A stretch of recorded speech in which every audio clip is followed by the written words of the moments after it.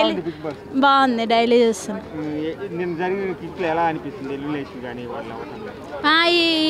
ఏమంటారు ఈ సీజన్ ట్విస్ట్లు అన్నీ బాగున్నాయి. ఈ వారం కూడా బాగా జరుగుతున్నాయి. నిఖిల్, నబీల్ అఫ్రీది, గౌతమ్ కృష్ణ. నెక్స్ట్ వచ్చి లేడీస్ పరంగా ప్రేరణ.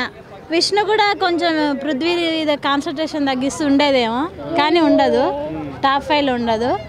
5th పర్సన్ వచ్చేసి రోహిణి ఆర్ అవినాష్ అనుకుంటాను. చాలా బాగుందండి. వాళ్ళు వచ్చినాకనే సీజన్ 8 కిక్ వచ్చింది, బాగుంది.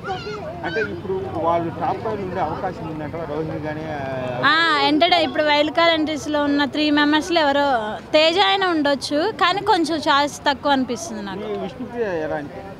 నాకు విష్ణుప్రియ గురించి. తను ఏమంటారు నాన్సెన్స్ టాపిక్ అనిపిస్తుంది తన గురించి మాట్లాడడం. తన పరంగా ఇంకొకరి పైన యూటిలైజ్ చేసుకున్నారు, తనకు వచ్చిన మంచి ప్లాట్ఫామ్ని యూజ్ చేసుకోవట్లేదు అనిపిస్తుంది.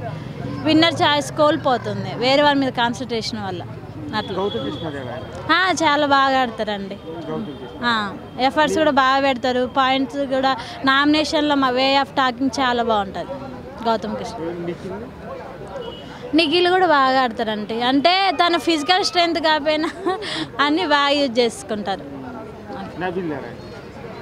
నబీల్ చెప్పిన కానీ ఫస్ట్ నుంచి నేను తనకే సపోర్టు. బాగా ఆడతారు, విన్నర్ కావాలి డెఫినెట్లీ అని కోరుకుంటున్నాను. అంటే మొన్న ఆల్రెడీ కన్నడ చెప్పారు, కన్నడ యూట్యూబ్ అతను కథ చెప్పారు.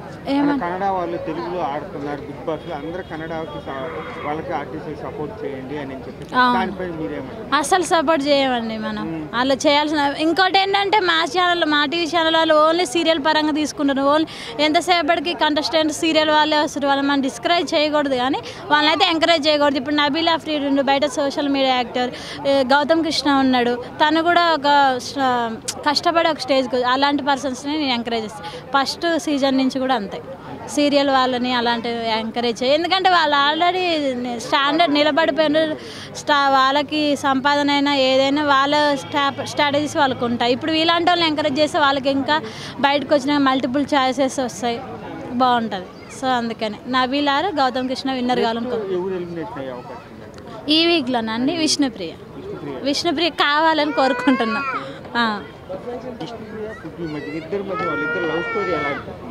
అది లవ్ స్టోరీ ఏం కాదు, కొంచెం పోర్ట్రే కోసం చేస్తున్నారు అంతే. అదొక ప్లాట్ఫామ్ లాగా యూజ్ చేసుకుంటున్నారు అంతే. కాదు అంటే దీని సైడ్ ఉంది, కానీ తను వద్దని చెప్పేసినా కూడా తనే కొంచెం వెనకబడుతుంది. ఇంకా మనం అలా అనుకోకూడదు.